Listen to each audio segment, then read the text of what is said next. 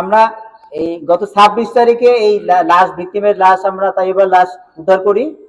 তো পরবর্তীতে আমরা ভিকটিমের যে আত্মীয় স্বজন আছে তাদেরকে একাধিকবার বলার পরে তারা 28 তারিখে একটি অজ্ঞাতনামাদের ব্যক্তিদের বিরুদ্ধে তারা একটি মামলা দায়ের করে, হত্যা মামলা দায়ের করে, যার মামলা নম্বর সখীপুর থানা মামলা নম্বর 30। তো মামলাটি আমরা অত্যন্ত গুরুত্ব দিয়ে, এবং যেহেতু একটি চাঞ্চল্যকর এবং ক্লুলেস একটি হত্যাকাণ্ডের ঘটনা, তো আমরা এবং একই সাথে একটি বাচ্চা মেয়ে, 6 বছর একটা বাচ্চা মেয়ে মাদ্রাসায় পড়ে, তো এই বিষয়গুলো মাথায় রেখে আমরা গুরুত্বের সহিত তদন্ত করি। এবং আমি বেসিক্যালি এই মামলাটির তদন্ত এবং রহস্য উদ্ঘাটনের দায়িত্ব দিয়ে হলো আমাদের বেদরগঞ্জের সার্কেল এসপি কে। তো বেদরগঞ্জের সার্কেল এসপি যখন ছুটিতে চলে যায়, তো এরপরে আমি দায়িত্ব দিয়ে হলো আমার এডিশনাল এসপি গোসারিয়ার সার্কেল তানভীর হোসেনকে। তো সে সার্বক্ষণিকভাবে থানায় অবস্থান করে এই মামলাটি সম্পর্কে যে বিভিন্ন তথ্য প্রমাণ সে সংগ্রহ করে, এবং আমাদের অফিসার ইনচার্জ সেও এটি শ্রম দিয়েছে, নিরলসভাবে পরিশ্রম করে গিয়েছে। তো এক পর্যায়ে আমরা কিছু আসামিকে এখানে আমরা শনাক্ত করি। আচ্ছা, আমি কি কন্টিনিউ করব? আচ্ছা, আমরা এখানে কিছু অজ্ঞাতনামা আসামি যারা, যেহেতু এজাহার দেওয়া হয়েছিল আপনার অজ্ঞাতনামাদের বিরুদ্ধে, তো আমরা সেই অজ্ঞাতনামা ব্যক্তি কারা এদেরকে শনাক্ত করার চেষ্টা করি। এবং এক পর্যায়ে আমরা এখানে আমরা কয়েকজন আসামিকে অ্যারেস্ট করি। যেমন আয়শা খাতুনকে অ্যারেস্ট করি আমরা, অর্থাৎ ওই ভিকটিমের চাচি হয়। তারপরে হলো নাসিমা বেগম, আর হলো আসিফ ব্যাপারী। এই 3 জনকে আমরা প্রথমে নিয়ে আসি। তো নিয়ে আসার পরে আমরা নাসিমা বেগম বিজ্ঞ আদালতে একটি কার্যবিধি 164 ধারায়, ফৌজদারি কার্যবিধি 164 ধারায় একটি জবানবন্দি প্রদান করে, এবং সেখানে সে হত্যাকাণ্ড ঘটনা সম্পর্কে বেশ কিছু তথ্য আমাদেরকে দিয়েছে। এবং এক পর্যায়ে আমরা নাসিমার দেওয়া স্বীকারোক্তি মোতাবেক আমরা শাহনাজ বেগম, যে বাড়ি থেকে মূলত এই লাশ উদ্ধার করা হয়েছে, শাহনাজ বেগম স্বামী হলো দেলোয়ার মোল্লা, তো তাকে আমরা গ্রেপ্তার করি। এবং গ্রেপ্তার করার পরে সে ঘটনার সংক্রান্তে প্রাথমিকভাবে একটা আমাদেরকে ধারণা দেয়, এবং সে স্বীকার করে যে কি কি হয়েছে। এবং তার স্বীকারোক্তি মোতাবেক যে ভিকটিম তৈয়বার কানের দুল ছিল, তো সেই দুলটি সে স্বীকার করে যে সে বালার বাজারে অবস্থিত একটি স্বর্ণের দোকানে সেটি বিক্রি করে দিয়েছে 18,300 টাকায়।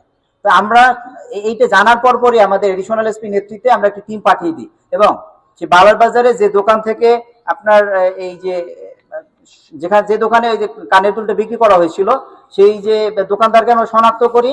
এবং শনাক্ত করার পরই আমরা তার কাছে জিজ্ঞাসাবাদ করি, যে নাম হলো শীতল মাঝি, সেই যে আপনার যার দোকানে আমি স্বর্ণের দুলটা পেয়েছি, শীতল মাঝি। তো শীতল মাঝি স্বীকার করে যে হ্যাঁ, সে 18,300 টাকায় সে এই যে রোজিনার হলো খালা, সরি শাহনাজের খালা রোজিনা, সে তাদের এই দোকানে এই দুলটা বিক্রি করেছে 18,300 টাকায়। এবং সেই দুলটাকে আমরা ইনট্যাক্ট অবস্থায় পাইনি। আমরা যেটা দেখতে পাই সেটা হলো দুলটা ইতিমধ্যে তারা গলিয়ে ফেলে সেটা স্বর্ণের পাত করে। তো সেই স্বর্ণের পাতটাকে আমরা উদ্ধার করি, এবং সেটা আপনাদের এক্সিবিশনের জন্য আমরা এখানে রেখেছি। আপনারা একটু যদি দয়া করে করেন, আপনারা একটু সরে যান, তাহলে ওনারা এটা দেখতে পাবে। এখানে আমরা রেখেছি, স্বর্ণের দুলটা রেখেছি। এবং এই ঘটনায় যে 164 ধারায় 2 জন সাক্ষী এখানে জবানবন্দি দেয়। একজন হলো সাক্ষী রোজিনা বেগম, অর্থাৎ যিনি এই শীতল মাঝির দোকানে সে স্বর্ণের এই অলংকারটা বিক্রি করেছে, এবং সেই শীতল মাঝি নিচে, অর্থাৎ যিনি যে বিক্রেতা দোকানদার, সে কিন্তু স্বীকার করেছে যে হ্যাঁ, এইটা আমার দোকানে বিক্রি করেছে। এবং আমরা সেটা কিন্তু উদ্ধার করি, এবং সেটা জব্দ তালিকা মূলে ইতিমধ্যে জব্দ করেছি। তো এই ঘটনার প্রেক্ষিতে আসামি শাহনাজ বেগম, স্বামী দুলার মোল্লা, সে বিজ্ঞ আদালতে বিস্তারিত 164 করে, অর্থাৎ কার্যবিধির 164 ধারায় সে দোষ স্বীকারোক্তিমূলক একটি জবানবন্দি দেয়। এবং সেই জবানবন্দির ভিত্তিতে আমরা জানতে পারি যে মূলত এই যে আয়শা খাতুন স্বামী শাহান শাহ, এর সাথে এই যে টিটু মাকবর, এদের একটা পারিবারিক একটি দ্বন্দ্ব আছে, এবং পূর্ব থেকে এদের ঝামেলা ছিল বিভিন্ন বিষয় নিয়ে। তো এইটা একটা ক্ষোভ ছিল। এবং একই সাথে এই যে শাহনাজ বেগম, তার যার বাড়িতে খুন হয়েছে, এরা পরিকল্পনা করে মূলত এই যে 24 তারিখে এই ঘটনাটি ঘটায়। 24 তারিখ সন্ধ্যায় কিছুক্ষণ আগে ভিকটিম তৈয়বাকে তারা হত্যা করে, এবং হত্যা করে এক পর্যায়ে লাশ সেফটি ট্যাঙ্কের ভিতরে ফেলে দেয়। তো আমরা মোটামুটি মামলাটি পুরোটাই শনাক্ত করতে এখানে সক্ষম হয়েছি। শুধুমাত্র আমাদের এখানে একটি বিষয় আমাদের কাছে একটু কনফিউশন আছে। এই 164-এ দুইজন ব্যক্তির নাম আছে, এখানে ছেলে নাম আছে। একজনকে আমরা অ্যারেস্ট করেছি, আসিফ ব্যাপারী। আসিফ ব্যাপারীও এখানে বলা হয়েছে যে সে যখন হত্যা করা হয় তার পা চেপে রেখেছিল।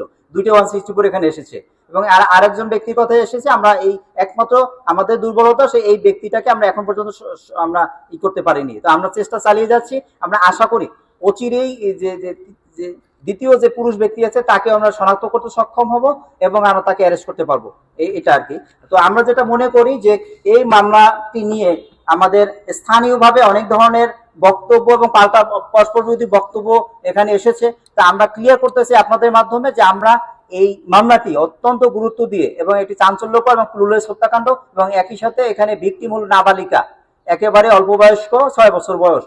তার বিষয়টিকে আমরা মাথায় রেখে আমরা তদন্ত করেছি এবং আমরা চেষ্টা করেছি 100% নিরপেক্ষতা বজায় রাখার জন্য।